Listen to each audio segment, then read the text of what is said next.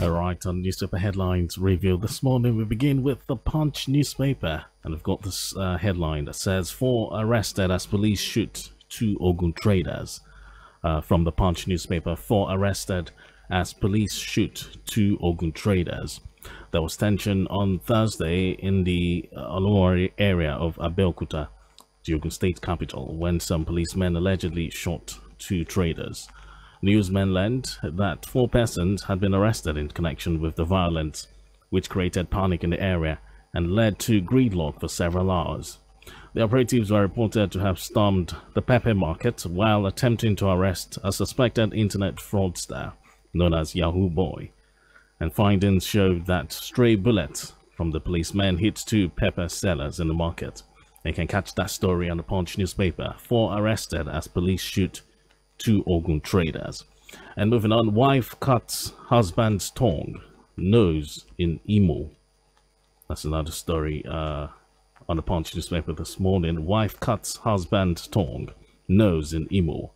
A medical doctor, Chirichi Okonkwo, has been admitted to the emergency unit of the Federal Medical Center, Owerri, Imo State, over the injuries inflicted on him by his wife. The wife, a nurse, allegedly removed the husband's upper teeth, the tip of his tongue, and a part of his lower gum. Newsmen learned that the couple were living in the World Bank area of the state capital. So you can catch that story on the Punch newspaper. Wife cuts husband's tongue, nose in Imo. Now this one here reads, ex-Unilag lecturer jailed 21 years for raping admission seeker. Also taken from the Punch newspaper. Ex-Unilag lecturer jailed 21 years for raping admission seeker. A former lecturer at the University of Lagos, Azeez Barua, has been sentenced to 21 years imprisonment by the Lagos State High Court for raping an 18-year-old admission seeker. Barua, who was charged with 1 count of rape, was sentenced by Justice Josephine Uyifeso. Newsmen had reported that the victim scored 211 in the Unified Tertiary Matriculation Examination and nursed the ambition of studying mass communication at Unilag. So you can catch that story on the Punch. Ex-Unilag lecturer jailed 21 years for raping admission seeker. Now this one here says, you are not qualified to join us, APC tells Fayoshi.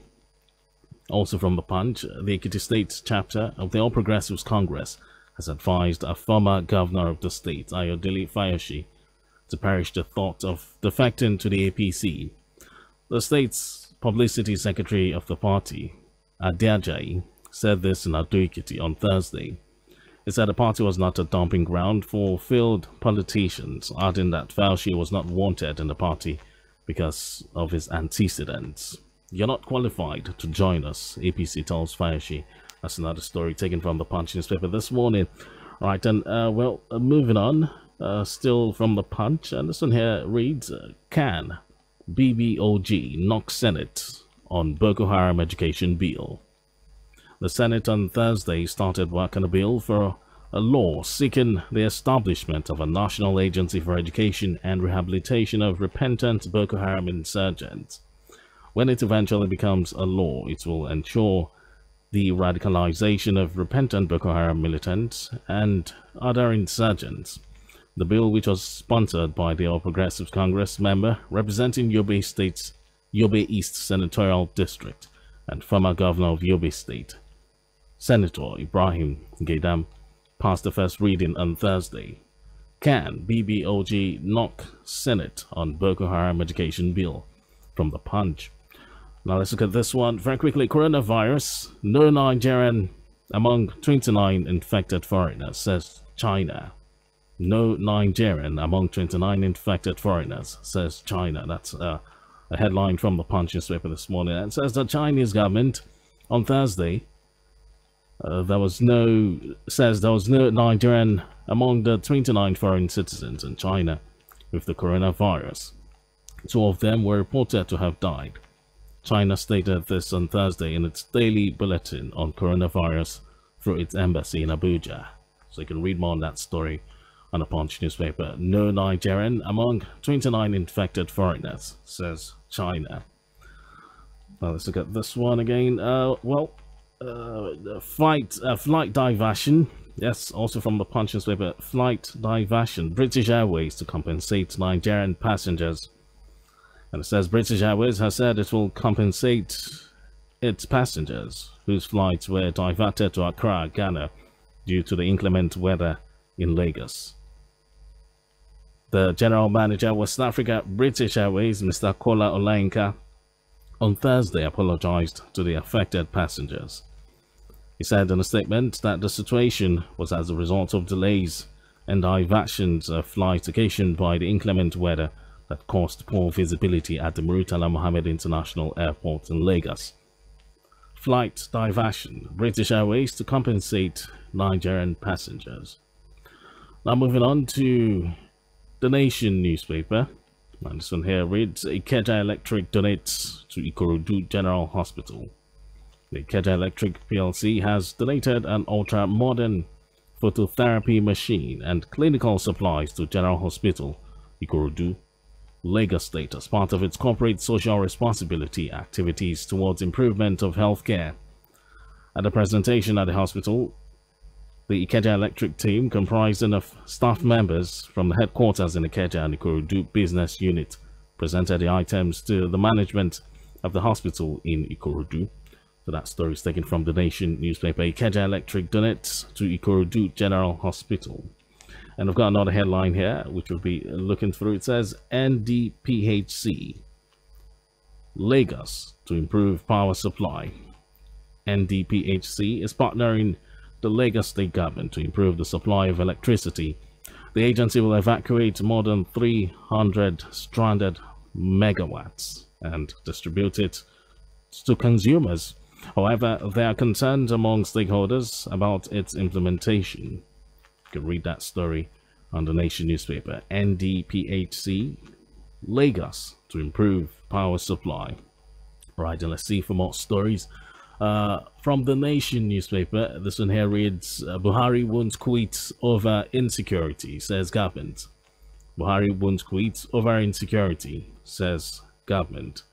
And those calling for the resignation of President Muhammadu Buhari over the rising insecurity in the country should hold their breath. The president will not resign but will remain in office till the end of his overwhelming mandate.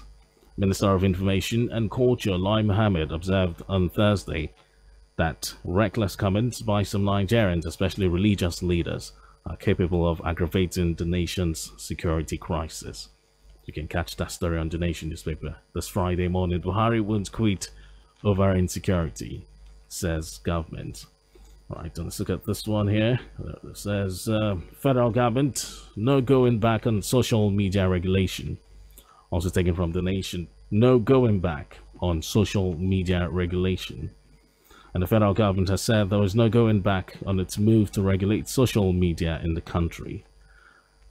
As a proof to that, it has contacted the two major social media platforms, Facebook and Google, over the issue. The government cited recent instances of fake news that made it resolve to go ahead with the plan to ensure that damages were not done to the country through the social media. So you can catch that story on The Nation newspaper. No going back on social media regulation. From the Nation newspaper again, it says EU pledges 32 million naira aid to fight Lassa fever. EU pledges 32 million naira aid to fight Lassa fever. It says that the European Union, EU, has announced the allocation of £80,000, which is equivalent to 32 million naira in humanitarian funding to assist in Lassa fever eradication in Nigeria. Will be used to assist those affected by the outbreak of the disease.